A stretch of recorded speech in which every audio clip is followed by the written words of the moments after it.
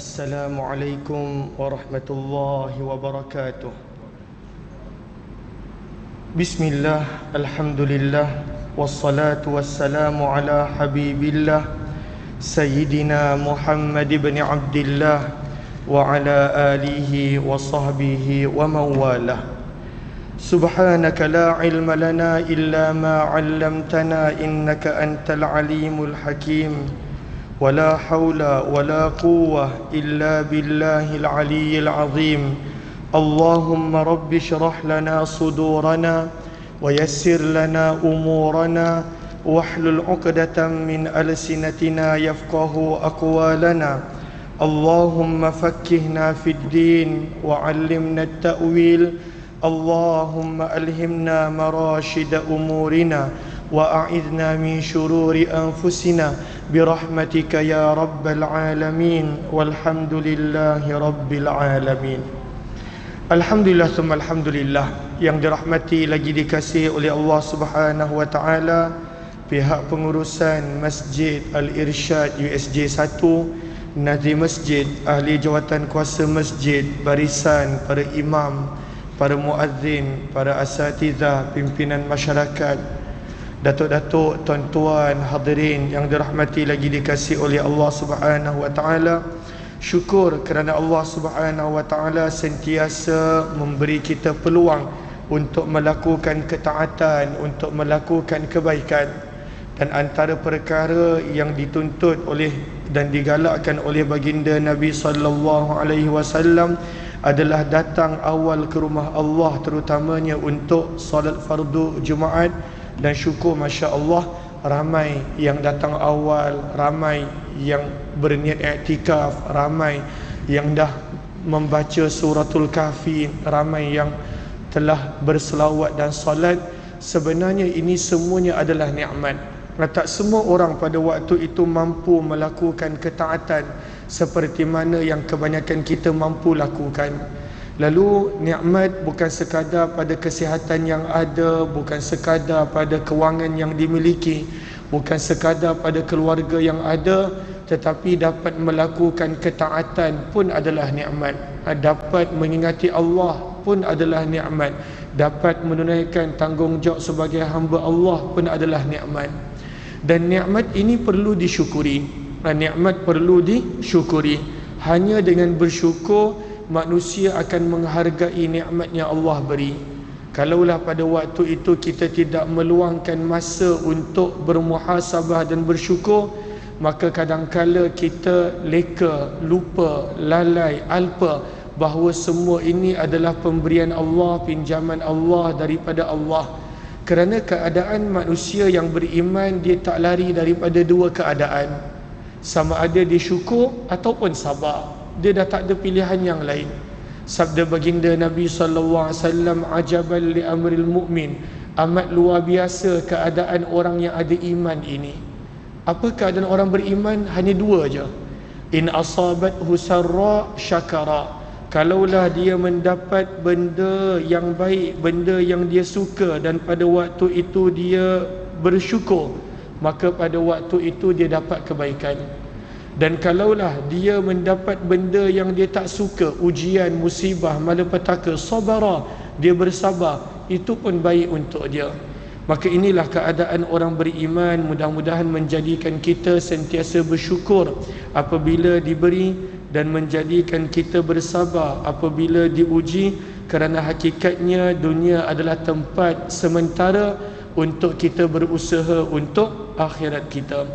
Pada pertemuan kali ini, tazkirah Jumaat kali ini, kita nak berkongsi berkenaan tentang dua ayat daripada surah Al-Anfal, iaitu ayat yang kedua dan juga ayat yang ketiga daripada surah Al-Anfal.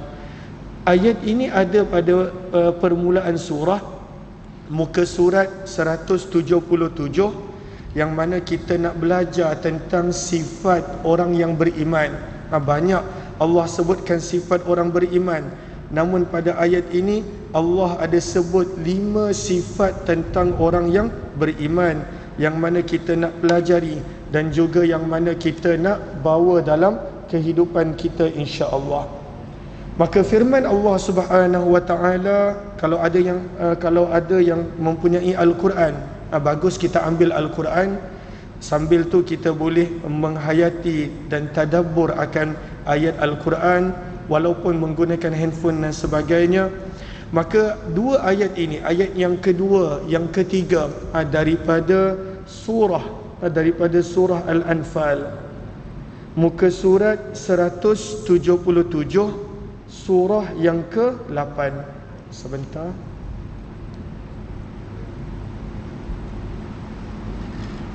Okey. Maka firman Allah Subhanahu wa taala pada dua surah ini, pada dua ayat ini, a'udzubillahi minasyaitonir rajim. Innamal mu'minuna alladhina idza dzukirallahu wajilat qulubuhum wa idza tuliyat 'alaihim ayatuhu zadatuhum imana wa 'ala rabbihim yatawakkalun. Maka firman Allah Subhanahu wa taala pada ayat yang kedua surah Al-Anfal tentang ciri dan sifat-sifat orang beriman. Firman Allah, innamal mu'minun, sesungguhnya, bahawasanya orang-orang yang beriman. Apakah sifat orang beriman? Sebab iman ni kita tak nampak. Iman ini bukan dilihat pada pakaian, tetapi pada waktu itu ada tanda-tanda dia, ada sifat-sifat dia, yang mana kalaulah kita ada sifat ini, mudah-mudahan menjadikan kita orang yang beriman. Maka sifat yang pertama orang beriman, firman Allah, idza dzukirallahu wajilat qulubuhum. Sifat orang beriman yang pertama, idza, terjemahannya adalah apabila, dzukira, disebutkan, Allahu, tentang Allah. Bila disebutkan tentang Allah, kata para ulama tafsir dalam tafsir Al-Wasit li Tantawi, sama ada yang disebutkan tentang Allah itu adalah zikrullah, sama ada yang disebutkan tentang Allah adalah nama-nama dan sifat Allah, sama ada yang disebutkan tentang Allah adalah nikmat, adalah azab, adalah tentang syurga, adalah tentang neraka.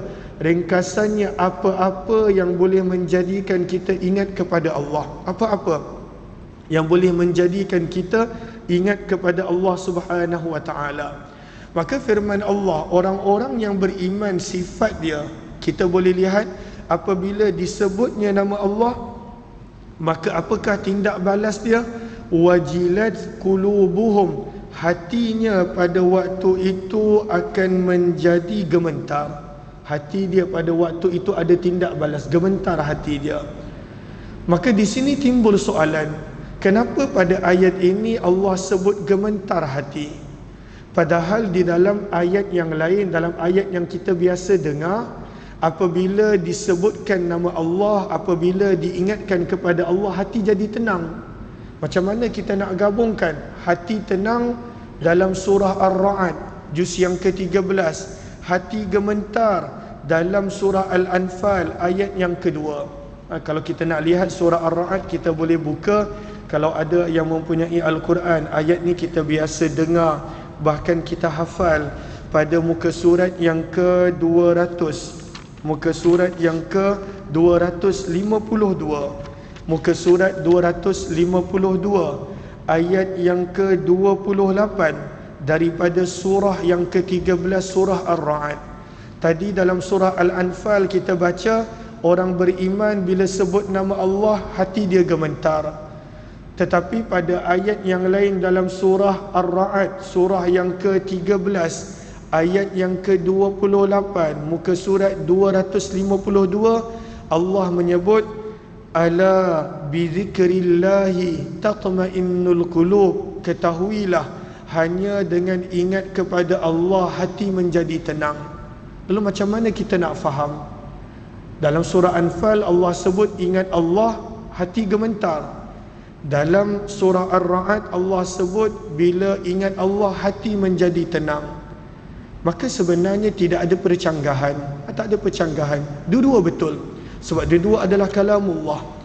Maka Allah gabungkan maksud gemetar dan Allah gabungkan maksud tenang apabila ingat kepada Allah di dalam surah yang lain, di dalam surah yang ketiga, iaitu di dalam surah Az-Zumar juz yang ke-23. Di dalam surah Az-Zumar juz yang ke-23 pada muka surat yang ke-461. Muka surat 461, surah yang ke-39, ayat yang ke-23, firman Allah Subhanahu wa taala pada ayat tersebut, Allahu nazzala ahsanal hadith. Allah yang telah menurunkan Al-Quran yang merupakan sebaik-baik perkataan. Kitabam mutasyabiha. Ayat Al-Quran ini mutasyabih, serupa. Mathaniya. Ayat Al-Quran ini berulang-ulang makna dia. Sebab itu kalau kita lihat tentang hati gementar, hati yang tenang, sekarang ini kita nak gabungkan kedua-dua maksud, kita akan lihat dia punya maksud berulang-ulang. Maka firman Allah Subhanahu wa taala, taqsha'irru minhu juludul ladzina yakhshawna rabbahum thumma talinu juluduhum wa qulubuhum ila dzikrillah. Maka Allah gabungkan orang yang ingat Allah, bila dia dengar je nama Allah, hati dia mula-mula akan gementar hati dia. Namun gementar tadi akan membawa kepada tenangnya hati tenang. Dia bermula daripada gementar, ada tindak balas. Macam contoh, kalaulah fizikal kita disentuh dan kalaulah fizikal kita hidup, kita bukan lumpuh. Moga Allah jauhkan kita daripada lumpuh. Al-a'yadzubillah, moga Allah jauhkan. Tapi kalaulah contoh fizikal kita hidup, ada orang sentuh, ada tindak balas tak? Ada. Ada sebahagian orang kalau tindak balas dia mengejut, dia siap melatah. Sebab dia terkejut, ada tindak balas. Sebab tangan dia hidup, badan dia hidup, kepala dia hidup, fizikal dia hidup. Bila disentuh maka ada tindak balas. Lalu orang yang hati dia hidup, kalaulah seseorang itu hati dia hidup, apakah tanda hati dia hidup? Dengar je nama Allah, gementar hati dia. Tapi kalaulah dengar nama Allah tak rasa apa-apa, lemah iman kita, mungkin lemah. Nak kata tak ada siapa yang boleh menilai sesiapa, hanya Allah yang tahu. Tapi apabila fizikal kita hidup, bila disentuh je ada tindak balas. Maka bila hati itu hidup, hati itu ada iman. Firman Allah, apabila disebut je nama Allah, gementar hati dia. Dan gementar itu akan membawa kepada ketenangan. Tenang. Sebab itu kalaulah kita cepat gundah gulana, kita cepat gelisah, kita pada waktu itu hati tak tenteram, kita kena pada waktu itu banyak mengingati Allah. Pada waktu itu jangan berhenti mengingati Allah Subhanahu wa taala, kerana ketenangan hanya akan dapat bila mengingati Allah. Dan kadang-kala sebab hati itu mungkin dah lama sangat pada waktu itu tak mengingati Allah, kadang-kala dia ambil masa untuk hidupkan balik. Ada orang kata saya dah zikir 100 kali, hati masih tak tenang. Mungkin tak cukup 100. Mungkin pada waktu itu akan tiba masa dia kena berterusan zikir supaya hati dia menjadi tenang.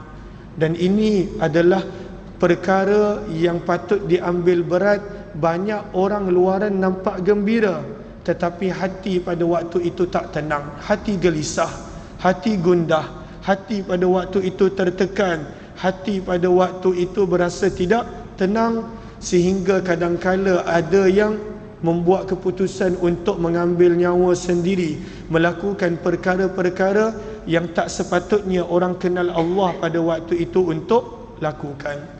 Maka apakah sifat pertama orang beriman? Adalah hati dia hidup. Bila disebut je nama Allah, maka pada waktu itu gementar hati dia, dan gementar yang membawa kepada tenang. Ada orang yang mana kata para ulama seperti Imam Ghazali dan juga dalam tafsir ada disebutkan, dia takut Allah, dia takut, tetapi takut dia menjadikan dia jauh daripada Allah. Itu bahaya, itu daripada syaitan. Dia takutlah banyak dosa, tetapi dia menjauhkan diri daripada masjid. Contoh, takut banyak dosa ni, tak nak pergi masjid, maka itu bukan ketakutan yang baik. Ada orang dia takut tapi takutlah nak pergi buat haji, nanti tak nampak Kaabah, maka itu takut yang tak baik. Takut yang sebenar-benarnya adalah bila dia takut kepada Allah, dia lagi membawa kepada ketenangan dan dekat dengan Allah. Kalaulah dengan takut kepada Allah menjadikan dia semakin jauh daripada Allah, itu adalah bisikan syaitan. Alladhi yuwaswisu fi sudurin nas. Syaitan dia berterusan bisik kepada kita, daripada bisikan itu meninggalkan kesan pada hati kita. Maka takut yang menjadikan seseorang itu jauh daripada Allah adalah takut yang bukannya baik, itu adalah daripada bisikan syaitan. Lalu ini sifat orang beriman pertama, bila disebut je nama Allah, hati dia ada tindak balas, sebab hati dia hidup. Dan sebab itulah dalam ayat Al-Quran, firman Allah Subhanahu wa taala di dalam surah Al-Ahzab, Allah suruh kita ingat Allah sentiasa. Ya ayyuhalladzina amanu, wahai orang-orang yang beriman, uzkurullah, ingatlah kamu akan Allah, zikran katsira, dengan ingatan yang sebanyak-banyaknya. Apakah maksud ingatan yang sebanyak-banyaknya? Paling kurang 2 waktu kena ingat Allah, paling kurang. Dalam ayat berikutnya firman Allah, wasabbihuhu bukrah wa asila. Paling kurang kena ingat Allah waktu pagi dan juga pada waktu petang. 2 waktu ni mesti kena ingat Allah. Waktu pagi daripada bila? Daripada lepas subuh. Kalau kita lihat Nabi SAW punya amalan, sampailah masuknya waktu isyraq. Sampailah masuknya waktu isyraq, itu adalah waktu yang kita patut ingat Allah Subhanahu wa taala. Dan waktu petang bila? Daripada waktu asar sehinggalah pada waktu maghrib. Yang mana ini adalah waktu yang Al-Quran galakkan kita untuk ingat Allah Subhanahu wa taala. Mungkin ada yang berkata, macam mana nak buat kerja? Maka mungkin dalam perjalanan lidah kita berzikir. Pada waktu itu dalam perjalanan kita betulkan niat kita, kenapa nak keluar kerja. Kadang-kala niat yang kita sentiasa ingat ketika mana nak bekerja, ketika mana nak berniaga, itu pun banyak membantu. Nabi SAW dalam hadis riwayat Baihaqi dalam Syu'abul Iman, dan juga dalam hadis riwayat Tabrani, Nabi SAW ajar kita untuk setiap kali nak keluar kerja ataupun berniaga, mencari rezeki, kena ada 3 niat. 3 niat. Dia boleh niat apa-apa, tapi pada waktu itu ada 3 niat, supaya dengan niat tadi kita boleh ingat kepada Allah. Kita boleh ingat kepada Allah. Bila kita ingat kepada Allah, tenang hati kita. Maka dalam hadis Nabi SAW ajar kepada kita yang kita perlu jaga niat bila nak keluar mencari rezeki, bila pada waktu itu nak keluar mencari dunia, pendapatan, untuk meneruskan kehidupan sebagainya. Apakah niat yang patut ada? Dalam hadis riwayat Baihaqi dan juga Tabrani, sabda baginda Nabi SAW, man talabad dunya, barang siapa dia mencari dunia, bekerja, berniaga ataupun apa-apa, dan dunia yang dicari itu adalah halalan, adalah sesuatu yang halal, maka apakah niat dia ada nak cari rezeki, supaya hati dia tak lalai daripada ingat Allah. Masing-masing kerja, kita taklah ada masa nak duduk dekat masjid, surau daripada lepas subuh sampailah waktu isyraq dan sebagainya, tapi kita boleh zikir dengan kita jaga niat kita kenapa bekerja. Maka dalam hadis ni Nabi ajar 3 niat. Apakah niat dia? Yang pertama, isti'fafan anil masalah. Kita mencari dunia yang halal kerana kita tak nak meminta-minta, mengemis, berharap kepada makhluk. Itu niat kena ada. Kenapa bekerja? Aku tak nak berharap kepada makhluk, tak nak meminta-minta, tak nak mengemis. Maka itu niat, dapat pahala. Sepanjang kita kerja 8 jam, 10 jam, berapa jam, pahala. Sebab kita buat apa yang diajar oleh Nabi SAW. Niat yang kedua, sabda baginda Nabi SAW, wasa'yan ala ahlih, dan dia berniat pada waktu itu untuk membantu keluarga dia. Aku bekerja cari rezeki nak bantu keluarga, sama ada pasangan dan anak-anak, ataupun ibu bapa, ataupun adik-beradik, ataupun keluarga, maka itu niat yang kedua bila nak keluar mencari rezeki. Dan yang ketiga, sabda Nabi SAW, dan ni jarang kita buat. Sabda Nabi SAW, wa ta'attufan ala jarih, bekerja dengan niat nak tolong jiran. Sampai ke tahap tu, nak tolong jiran, nak bantu jiran, nak berbuat baik kepada jiran. Sabda Nabi SAW, barang siapa yang dia bekerja mencari rezeki dengan 3 niat ini, apa yang bakal berlaku? Ja'a yaumal qiyamah, dia akan dibangkitkan oleh Allah pada hari kiamat dalam keadaan wajhuhu, wajah dia, muka dia, kal qamari lailatal badar, seperti bulan purnama. Pahala. Padahal tak susah mana nak niat sekejap je. Tapi siapa di antara kita bila niat, bila start kereta, bila start motor, bila ambil kereta api, siapa di antara kita niat untuk keluar bekerja setiap hari, nak tukarkan kerja yang dah kebiasaan nak menjadi ibadah dengan 3 niat? Aku keluar tak nak meminta kepada makhluk, aku bekerja nak bantu keluarga, aku bekerja nak tolong jiran kalau aku ada lebihan harta. Maka kelebihan dia adalah sabda Nabi, wajahnya pada hari kiamat bercahaya seperti bulan purnama. Tak ada pada waktu itu susah mana pun. Tetapi ini nak menunjukkan hati dia ingat kepada Allah. Nak bekerja pun dia jaga niat. Kenapa? Sebab itu yang Allah dan Rasul suka, dia akan ingat. Macam contoh kita kalaulah teringatkan seseorang, waktu bercinta, waktu apa, benda apa pun kita buat, kita akan ingat kepada dia. Lalu orang yang benar-benar ingat kepada Allah, hati dia hidup, apa pun dia buat, bekerja ke mana pun, makan ke, keluar masuk bilik air ke, keluar masuk masjid ke, dia akan ingat kepada Allah Subhanahu wa ta'ala. Maka ini sifat pertama orang beriman. Dalam surah Al-Anfal ayat yang kedua, hati mereka hidup bila disebut je nama Allah, gementar hati dia. Yang kedua, firman Allah Subhanahu wa ta'ala, sifat orang beriman, wa idza tuliyat, dan apabila dibacakan ayatuhu, ayat-ayat Allah, bila dia dengar orang baca Al-Quran, zadathum imana, iman dia akan bertambah, semangat dia, keimanan dia, kepercayaan dia akan bertambah. Daripada sini kita belajar bahawa orang yang beriman dia akan suka mendengar Al-Quran. Dia akan suka mendengar Al-Quran. Dan bila dia dengar Al-Quran, daripada situ akan menjadi penyebab untuk iman dia bertambah. Kadang-kala ada juga orang baca Quran, tetapi bila dia baca Al-Quran pada waktu itu bukan iman, kepercayaan dia bertambah, tetapi keraguan dia bertambah. Itu masalah. Keraguan bertambah. Kenapa ayat ni macam ni ya? Ayat ni al-a'yadzubillah, ada setengah orang kata dah tak praktikal dah pada zaman ni. Ayat ni dah tak praktikal. Al-a'yadzubillah. Sebab dia berinteraksi dengan Al-Quran bukan pada waktu itu nak mengambil manfaat daripada Al-Quran. Dia berinteraksi dengan Al-Quran, dia guna logik dia untuk faham Al-Quran. Maka mana mungkin pada waktu itu dia boleh memahami wahyu dengan logik dia yang tak seberapa, dengan akal dia yang tak seberapa. Padahal bila kita buka surah Al-Baqarah, ayat pertama surah Al-Baqarah adalah Alif Lam Mim. Apakah maksud Alif Lam Mim? Tak ada siapa tahu. Kalau ni ikut logik sangat, apa maksud Alif Lam Mim?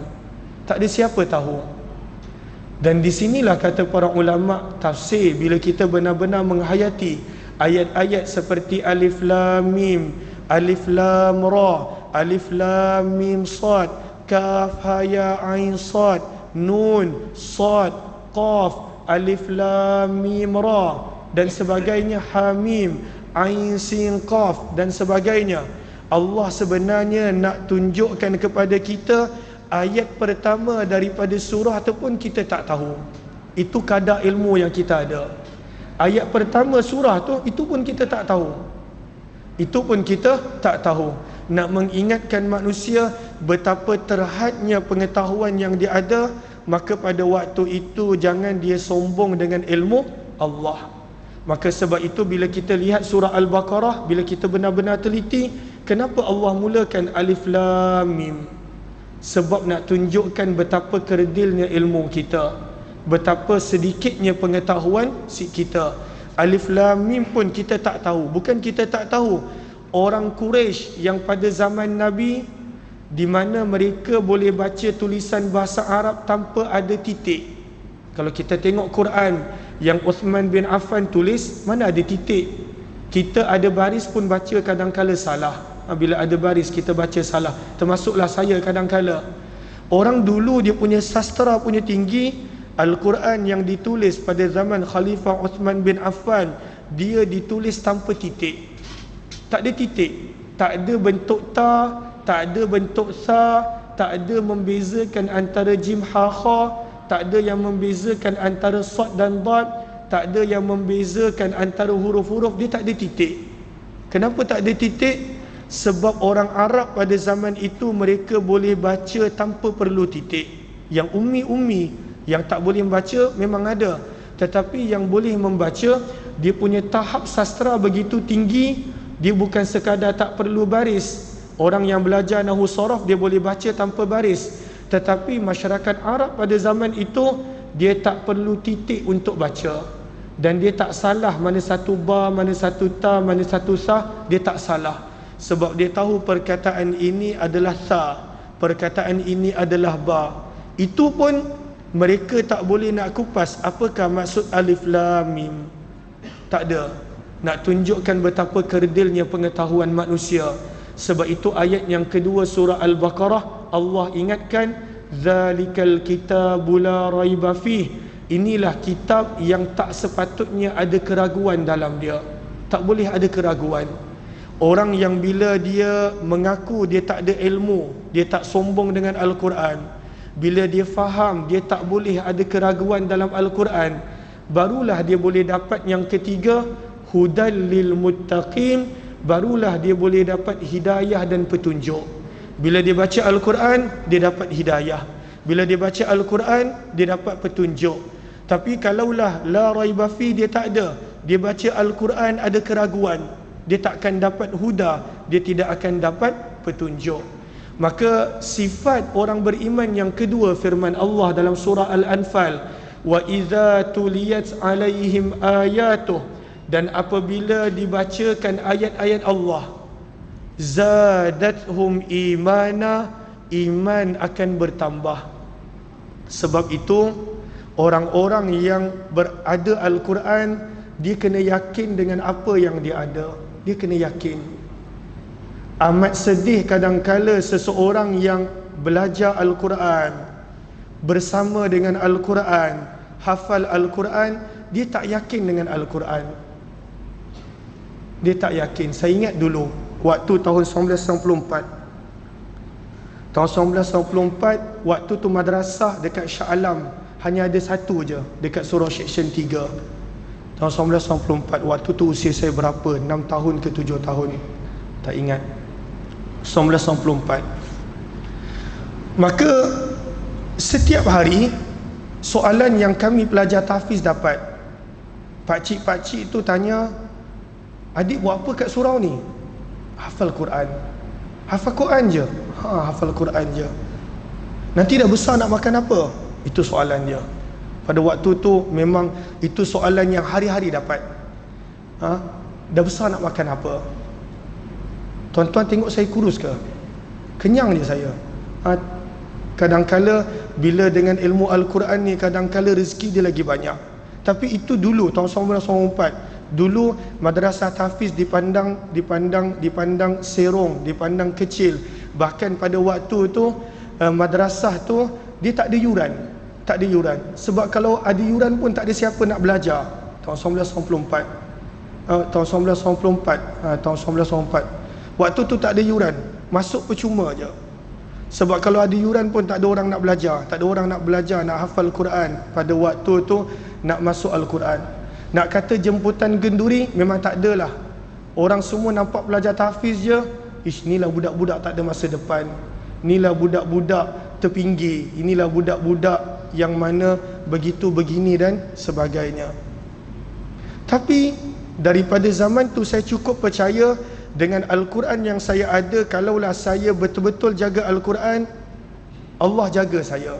Allah jaga saya.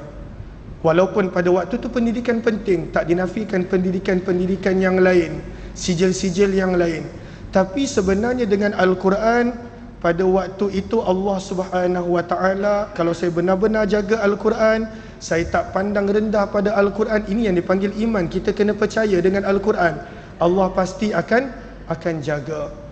Lalu syukur tuan-tuan, semenjak sekarang ni sampailah usia saya dah 30 lebih, dekat mana-mana tempat yang saya nak kerja pun tak pernah ada orang minta sijil. Tak pernah ada orang minta sijil. Sampai sekarang saya bekerja dekat salah satu syarikat dekat Seksyen 13, tak minta sijil pun. Yang dia nampak adalah ingat Quran, hafal Al-Quran, jaga Quran, masuk kerja. Sampai sekarang masih ada. Lalu ini yang dimaksudkan, ada sebahagian orang bila dibaca Al-Quran, dia pun tak percaya dengan Al-Quran. Orang belajar Al-Quran ni ada masa depan ke? Aku belajar Al-Quran ni ada masa depan ke? Ibu bapa yang hantar anak dia nak belajar Al-Quran pun tak percaya dengan Al-Quran. Padahal firman Allah, orang yang beriman, wa idza tuliyat alaihim ayatuh, apabila dibacakan ayat-ayat Al-Quran, bertambah iman dia bertambah. Iman dia bertambah. Nak sebut rezeki, Masya Allah, dengan Al-Quran ni, saya dah pernah pergi sampai dekat 14 negara lah kot. Dulu waktu masih belum kahwin, semata-mata jadi imam tarawih 30 juz. Saya dah pernah sampai New Zealand, dah pernah sampai Perth 2 kali, dah pernah sampai ke Afrika banyak tempat, untuk semata-mata Al-Quran je. Untuk baca Quran waktu solat tarawih dah sampai. Lalu ini yang kita nak dapat. Banyak orang dia tak percaya dengan Al-Quran, padahal ini adalah kalamullah. Barang siapa yang jaga, maka pada waktu itu Allah akan jaga dia. Maka sifat orang beriman yang kedua, wa idza tuliyat alaihim ayatuh, bila dia dengar je ayat Al-Quran, zadathum imana, iman dia akan bertambah. Iman dia akan bertambah. Lalu kalaulah seseorang tu dia dengar Al-Quran, iman dia tak bertambah, ada masalah dengan hati dia. Dia baca Al-Quran, dia tak percaya dengan Al-Quran, ada masalah hati dia. Dia hafal Al-Quran, dia tak percaya dengan Al-Quran, ada something wrong dengan hati dia. Maka ini sifat orang yang beriman yang kedua. Dan yang ketiga, firman Allah Subhanahu Wa Taala, sifat orang yang beriman, wa ala rabbihim yatawakkalun, dan mereka benar-benar bertawakal kepada Allah. Dan apakah maksud tawakal? Dalam tafsir Al-Wasit li Tantawi menyebut, maksud tawakal adalah dalam keadaan berusaha, dalam keadaan berikhtiar, dalam keadaan kita buat tuntutan apa yang pada waktu itu kita disuruh untuk buat, bekerja, berniaga, mencari nafkah, kita serahkan natijah dan pengakhiran benda itu kepada Allah. Itu maksud tawakal. Tawakal bukan maksudnya, dalam tafsir Al-Wasit menyebut, tawakal bukan maksudnya langsung tak payah ikhtiar. Bukan maksudnya begitu. Kalaulah begitu, Nabi SAW takkan mengajak manusia siang dan malam kepada Allah. Kalaulah begitu maksud tawakal, Nabi tak payah susah-susah nak buat pasar Manahah dekat sebelah kanan Masjid Nabawi. Nabi sampai buat pasar supaya para sahabat tinggalkan pasar orang Yahudi. Ketika mana orang Yahudi dah mula melampau, berniaga dekat pasar Manahah yang Nabi SAW asaskan. Lalu kalaulah tawakal pada waktu itu maksudnya berserah bulat-bulat tanpa sebarang usaha, maka pada waktu itu makna tawakal yang bukan dimaksudkan oleh para ulama. Maka maksud tawakal adalah kita buat tugas sebagai hamba, ikhtiar, berusaha, berdoa, berharap, meminta, dan kita biarkan Allah untuk buat kerja Allah. Kadang-kala kita berusaha dapat, maka kita syukur. Kadang-kala kita bila berusaha tak dapat, jangan tertekan, sebab itu adalah kerja Allah. Yang menjadikan manusia tertekan, yang menjadikan manusia pada waktu itu keterkilan yang menjadikan manusia pada waktu itu menyalahkan takdir, sebab kerja dia tak nak buat sebaik dia, kerja Allah dia nak buat. Saya kalau buat ni mesti dapat ni. Itu bukan tugas kita. Tugas kita adalah buat yang terbaik, usaha yang terbaik, dan apapun natijah itu adalah tugas Allah. Kadangkala Allah bagi, kadangkala Allah bagi lewat, kadangkala Allah simpankan di hari akhirat. Itu adalah tugas Allah. Kita belajar daripada kisah Nabi Allah Musa. Nabi Allah Musa ketika mana menadah tangan di dalam surah Yunus juz yang ke-11, ketika mana Nabi Allah Musa minta dengan Allah untuk Allah binasakan Fir'aun. Rabbana tmis ala amwalihim washdud ala qulubihim fala yu'minu hatta yarawul azabal alim. Ya Allah, Fir'aun ni dah melampau, dia tak lagi mereka ni tak akan beriman. Binasakan Fir'aun, hapuskan harta mereka, tutup hati mereka. Maka Nabi Musa berdoa. Maka ayat yang berikutnya, pada muka surat berikutnya, Allah jawab, qad ujibat da'watukuma, doa kamu aku telah perkenankan. Maksudnya Allah dah terima doa Nabi Musa, Allah dah terima. Nabi Musa ikhtiar dakwah Fir'aun, ajak Fir'aun, gunakan pelbagai cara. Bahkan Nabi Musa berdoa, namun ikhtiar dah habis, Fir'aun ni tak nak beriman. Maka pada waktu itu Nabi Musa minta kepada Allah, dan Allah janji Allah telah perkenankan. Ujibat fi'il madhi, past tense, maksudnya benda tu dah berlaku. Firman Allah, doa kamu aku telah terima. Berapa lama Fir'aun mati selepas turunnya ayat tersebut? Kata para ulama tafsir, arba'ina sanah, 40 tahun. 40 tahun jarak dia. Padahal Allah sebut doa kamu diperkenankan. Tetapi Fir'aun binasa hanya selepas 40 tahun selepas daripada itu. Nak tunjukkan kepada kita bahawa kadangkala Allah segerakan, kadangkala Allah lambatkan, kadangkala Allah simpankan permintaan kita, usaha kita di hari akhirat, sebab nak ingatkan kita, akhirnya kita tetap sebagai seorang hamba. Kita tetap hamba. Kita boleh merancang, kita boleh ada strategi, kita boleh buat yang terbaik, kita boleh berusaha, kita boleh bersungguh-sungguh, tetapi kita tak boleh putus asa dengan Allah. Itulah maksud wa ala rabbihim yatawakkalun. Orang yang beriman, sifat dia yang ketiga, pada waktu itu mereka berserah, mereka bertawakal kepada Allah Subhanahu wa ta'ala.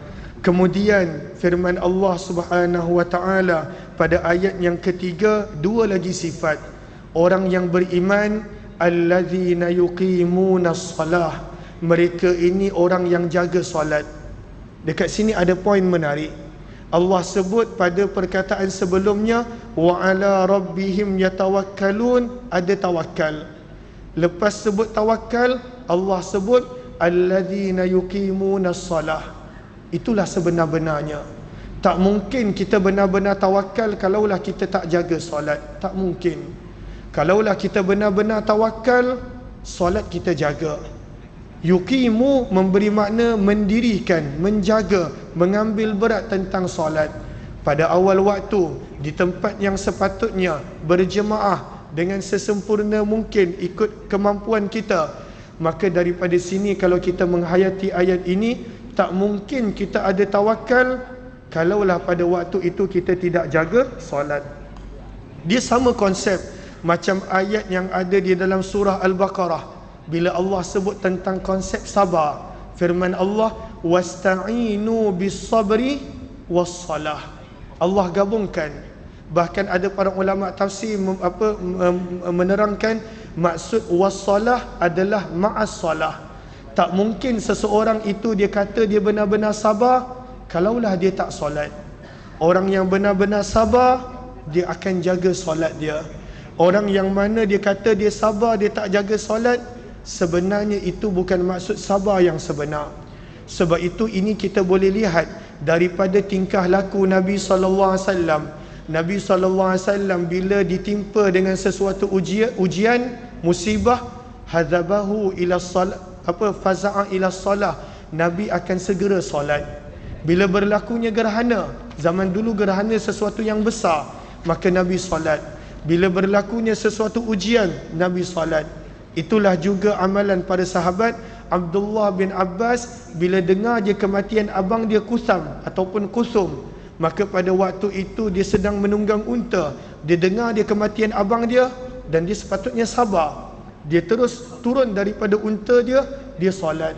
Maka anak murid dia tanya, kenapa tuan guru buat macam ni? Bila dengar dia kematian abang, terus solat. Dia kata itulah maksud sabar. Wasta'inu bis sabri was salah. Maksud sabar, seseorang itu dia akan jaga solat. Maka kalaulah benar-benar bertawakal, jaga solat. Wa ala rabbihim yatawakkalun allazina yuqimuna as-salah, dalam surah Al-Anfal. Benar-benar sabar, wasta'inu bis sabri was salah, kita akan pada waktu itu menjaga solat. Dan yang kelima, sifat orang beriman adalah wa mimma razaqnahum yunfikun, dan daripada sebahagian harta yang kami bagi, Allah yang bagi. Razaqna, razaqna, firman Allah, kami yang bagi. Sebab dia bukan 100% daripada usaha. Ada orang usaha dia berjam-jam kerja, tetapi dapatnya tidaklah sebanyak orang yang berusaha sejam dua dalam seminggu sahaja. Sebab kenapa? Rezeki itu datangnya daripada Allah. Maka daripada sini kita belajar wa mimma razaqnahum yunfikun. Allah minta banyak ke ataupun sedikit rezeki yang Allah kurniakan kepada kita, Allah minta sebahagian daripada rezeki itu untuk kita belanjakan di dalam perkara-perkara yang disukai oleh Allah. Orang beriman dia akan belanjakan apa yang dia ada. Pernah ada seorang sahabat yang miskin bernama Abu Dzar Al-Ghifari radhiyallahu taala anhu. Dia seorang yang susah. Maka Nabi SAW ajar kepada dia bagaimana dia boleh bersedekah. Sabda Nabi SAW, ya Abu Dzar, wahai Abu Dzar, idza tabakhta, apabila kamu masak, bila masak, maka pada waktu itu fa'akthir ma'aha, lebihkan kuah. Sebab dia memang susah, dia nak bagi ayam daging dia memang tak ada. Maka Nabi kata kalaulah tak mampu, tetapi kena sedekah juga, walaupun sedekah tu tak wajib, sebab sedekah membersihkan hati. As-sadaqatu tutfi, sabda Nabi SAW, sedekah pada waktu itu membersihkan hati, membersihkan harta selain daripada zakat. Maka Nabi ajar kepada Abu Dzar dalam keadaan dia tak ada apa-apa. Sabda Nabi SAW, bila kamu masak, lebihkan kuah. Nak buat apa dengan kuah yang lebih? Maka pada waktu itu bagilah, wa ta'ahad jiranak, bagilah kepada jiran kamu. Sampai ke tahap itu kita digalakkan untuk bersedekah. Maka marilah sama-sama kita jaga kelima-lima sifat ini. Mudah-mudahan insya-Allah adanya manfaat dan adanya kebaikan. Saya nak kongsikan satu doa yang mana Nabi SAW ajar kepada para sahabat yang pada waktu itu mempunyai bebanan hutang yang banyak. Maka doa ni patut kita amalkan setiap kali selepas solat. Maka doanya berbunyi, Allahumma salli ala Sayyidina Muhammad. Doanya berbunyi, Allahumma, doa ni kita biasa hafal, dan kita pun boleh cek. Dia ada dua doa, kita ambil satu. Maka doanya berbunyi, Allahumma, ya Allah, inni a'udzubika, aku berlindung kepadamu, minal ham, daripada gelisah, wal hazan, dan daripada sedih. Gelisah untuk perkara yang telah berlaku, hazan, sedih untuk perkara yang bakal berlaku. Maka Nabi ajar kepada kita untuk minta perlindungan daripada gelisah dan sedih.